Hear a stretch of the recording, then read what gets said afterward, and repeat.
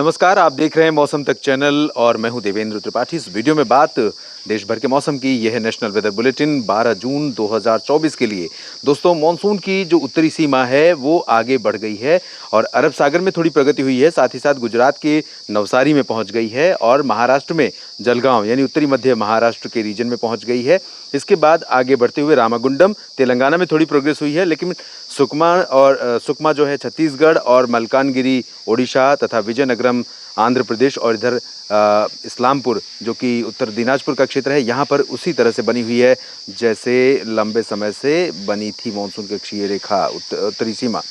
और अब अनुमान यह है कि अगले 48 घंटों में तेलंगाना में और साथ ही साथ छत्तीसगढ़ में कुछ और आगे प्रगति करेगी मानसून की उत्तरी सीमा और आगे बढ़ जाएगी, मानसून आगे बढ़ेगा। और इस बीच में देश के कई राज्य ऐसे हैं जहां पर प्रचंड गर्मी का दौर लगातार जारी है। अगले 24 घंटों के दौरान मानसून के इस आगे बढ़ने की स्थिति के बीच में कहां पर बरसात होने की संभावना नज़र आ रही है, कहाँ पर अच्छी बारिश होगी, कहाँ पर कम बरसात होने के संकेत हैं। यहाँ पर आप देखें बिहार और झारखंड के बीच में एक अच्छा पैच आज बना हुआ है। इस पैच के ऊपर आप देखें अच्छी लाइटनिंग हो रही है और साथ में जो दक्षिणी मध्य प्रदेश का रीजन है, छत्तीसगढ़ और उड़ीसा का रीजन है, यहाँ पर आज बना हुआ है पैच। और एक पैच जिसका जिक्र मैं आपको ध्यान होगा अगर तो काफ़ी दिनों से कर रहा था कि गुजरात के सौराष्ट्र और पूर्वी रीजन्स होते हुए पूर्वी राजस्थान और ये दिल्ली के दक्षिण पश्चिम से दक्षिण पूरब से उत्तराखंड के बीच बरेली और आसपास के भागों तक एक पैच बनेगा। ये पैच बना हुआ है और ये पैच आगे पीछे हो रहा है। कहीं पर ये हो सकता है कि कुछ इलाकों में इस तरह के पैच से बारिश की संभावना भी बने, लेकिन बहुत ज़्यादा पॉसिबिलिटी फ़िलहाल अगले 24 घंटों में इससे राहत की नहीं है। तो कहाँ पर बरसात होगी और कहाँ पर हीट वेव का प्रकोप इसी तरह से बरकरार रहेगा, आइए जानते हैं नेशनल वेदर बुलेटिन में। मानसून आगे बढ़ रहा है और मानसून का पहला महीना लगभग आधा बीतने को है और इस समय तक जहां पर मानसून पहुंच जाना चाहिए वहां तो बरसात होती ही है। जहां पर मानसून का आगमन नहीं हुआ है वहां पर भी बरसात होती है। दिल्ली की बात करें, हरियाणा, पंजाब, राजस्थान और उत्तर प्रदेश, बिहार की। लेकिन दोस्तों, इस बार विडंबना यह है कि मानसून की अच्छी प्रगति के बावजूद देश के तमाम उत्तर और पूर्वी क्षेत्रों में प्रचंड गर्मी की लहर और गर्मी का प्रकोप लगातार जारी है, बरकरार है। अगले 24 घंटों में किन जगहों पर बरसात हो सकती है और किन जगहों पर हीट वेव का प्रकोप रहेगा, इसकी अगर बात करें तो बारिश वाला क्षेत्र होगा पूर्वोत्तर भारत का हिस्सा, जहां पर लगातार बारिश हो रही है। और यहां पर दार्जिलिंग और सिलीगुड़ी, जलपाईगुड़ी से लेकर उप हिमालय पश्चिम बंगाल का क्षेत्र, मेघालय और असम, अरुणाचल प्रदेश समेत ये पूरा का पूरा रीजन प्रभावित रहेगा। हालांकि नागालैंड, मणिपुर, मिजोरम, त्रिपुरा और दक्षिणी असम और मेघालय के दक्षिणी भागों में फिलहाल ज़्यादा चांसेस नहीं है, लेकिन फिर भी बाकी जगहों की तुलना में हालात यहाँ पर बेहतर हैं। और बारिश की संभावनाएं दोस्तों, अगर रीजन वाइज मैं नहीं करके इस नेशनल वेदर बुलेटिन में बात करूं कि बरसात कहाँ पर है और कहाँ पर गर्म मौसम है, उस हिसाब से देखें तो दूसरा जो बारिश का पॉकेट होगा वो होगा दक्षिणी छत्तीसगढ़ का क्षेत्र। दक्षिणी छत्तीसगढ़ में जैसे आपने देखा होगा कि कल भी जो मॉडल प्रेडिक्ट कर रहा था उसके अनुसार मध्य प्रदेश में यहाँ पर बरसात नहीं दिख रही थी, छत्तीसगढ़ में भी बहुत ज़्यादा बरसात नहीं दिख रही थी और झारखंड, पश्चिम बंगाल में भी बरसात की संभावनाएं नहीं दिख रही थी। लेकिन अभी आप देखें तो अभी परिस्थितियाँ बदली हुई हैं। आज अभी सैटेलाइट तस्वीरों में आपने देखा कि काफ़ी घने बादल दक्षिणी मध्य प्रदेश पर, छत्तीसगढ़ के ऊपर, उड़ीसा के ऊपर और कुछ बिहार, झारखंड के ऊपर बने हुए हैं।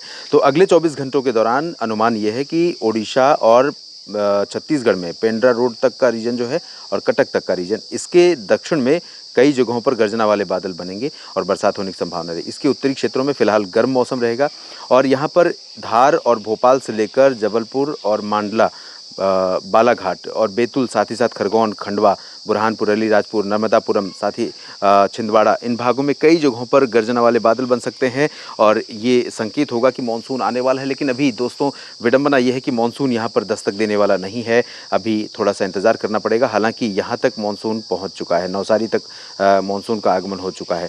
तो ये स्थिति है, इधर जलगांव से होकर के गुजर रही है मानसून की उत्तरी सीमा। तो ये स्थिति इधर है और मानसून पहुँचे या न पहुँचे, लेकिन ये रीजन ऐसा नहीं कि बिना मानसून के यहाँ पर बारिश नहीं होती है, तो एमपी में भी बारिश होती है। फिलहाल मध्य प्रदेश के नीचे का जो रीजन है दक्षिण मध्य भारत में, उसमें महाराष्ट्र का क्षेत्र शामिल है। महाराष्ट्र में हैवी रेन का जो सिलसिला था वो थोड़ा सा रिड्यूस हो रहा है, लेकिन फिर भी दहानू और पालघर से लेकर मुंबई और सिंधुदुर्ग, रत्नागिरी, गोवा के बीच में कई जगहों पर वर्षा होगी, लेकिन रत्नागिरी, सिंधुदुर्ग, गोवा में भारी बारिश हो सकती है। दक्षिणी मध्य महाराष्ट्र में पुणे, अहमदनगर और सतारा, सांगली, कोल्हापुर, सोलापुर, ये वाला जो रीजन है यहाँ कुछ इलाकों में बारिश हो सकती है। मराठवाड़ा और विदर्भ में भी कई जगहों पर बरसात के संकेत दिखाई पड़ रहे हैं। गुजरात का अहमदाबाद से लेकर के अरवली, महिसागर, मोडासा का जो रीजन है ये प्रभावित हो सकता है, लेकिन हल्की बारिश होगी। अभी सौराष्ट्र और कच्छ में भी बहुत ज़्यादा बारिश नहीं होगी। गुजरात में ये कह सकता हूँ कि बहुत धमाकेदार एंट्री फिलहाल नहीं हुई है। महाराष्ट्र के तटों पर, मुंबई समेत तटीय क्षेत्रों पर मानसून की एंट्री है, मानसून का जो अराइवल है वो बहुत बेहतरीन हुआ है, बहुत अच्छी बारिश हुई है। फ़िलहाल यहाँ पर नुकसान कुछ हुआ है अगर, तो मैं उसे बेहतरीन नहीं कहूँगा, लेकिन कुछ नुकसान भी हुआ होगा। जिस तरह की बरसात हुई है उसके बारे में भी मुझे जानकारी नहीं है। इधर दक्षिण भारत के क्षेत्रों में तेलंगाना में कई जगहों पर बरसात होने की संभावनाएं दिखाई दे रही हैं। तेलंगाना में भारी बारिश हो सकती है। मानसून यहां पर आया हुआ है, कुछ रीजन कवर होना है और वो अगले 24 घंटों में कवर कर लेगा। छत्तीसगढ़ और उड़ीसा के दक्षिणी भागों में भी कुछ स्थानों पर तेज वर्षा हो सकती है। उत्तरी तटीय आंध्र प्रदेश और पूरा तटीय आंध्र प्रदेश और साथ ही साथ रायलसीमा का जो क्षेत्र है यहाँ पर हल्की वर्षा की संभावना है। और इसके अलावा उत्तरी आंतरिक कर्नाटक, दक्षिणी आंतरिक कर्नाटक में मध्यम से तेज वर्षा, हल्की से मध्यम के साथ कहीं पर तेज वर्षा हो सकती है। तमिलनाडु में ज़्यादा बारिश नहीं होगी। केरल, लक्षद्वीप और पुदुचेरी में बारिश होने की संभावना है। और इसके बाद अब चलते हैं उस रीजन की तरफ जहाँ पर गर्मी का प्रकोप लगातार बना हुआ है। और दोस्तों, ये भले ही 45-46 डिग्री तापमान 50 से 4 डिग्री 5 डिग्री नीचे है, लेकिन इसके बावजूद आप ये अच्छी तरह जानते हैं कि ये 45 डिग्री का तापमान इस समय एक्सपेक्टेड नहीं होता है, क्योंकि अब जब आर्द्र हवाएं देश के ऊपर चलने लगती हैं, इन रीजन्स पर भी धीरे धीरे आनी शुरू हो जाती हैं, तो यहाँ पर टेम्परेचर में गिरावट शुरू हो जाती है। और ये गिरावट कहीं ना कहीं बहुत महत्वपूर्ण है, बहुत ज़रूरी होती है। लेकिन विडंबना ये है कि अभी तापमान में गिरावट नहीं हो रही है, और गिरावट होने की बजाय बल्कि तापमान लगातार बढ़ता जा रहा है।